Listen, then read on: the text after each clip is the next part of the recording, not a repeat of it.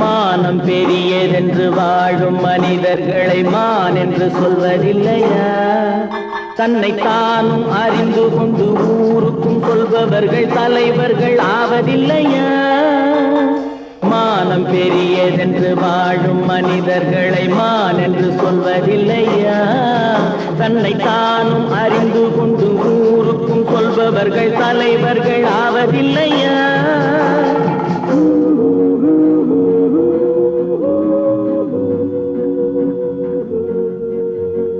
உன்னை அறிந்தால் நீ உன்னை அறிந்தால் உலகத்தில் போராடலாம். உயர்ந்தாலும் தாழ்ந்தாலும் தலை வணங்காமல் நீ வாழலாம்.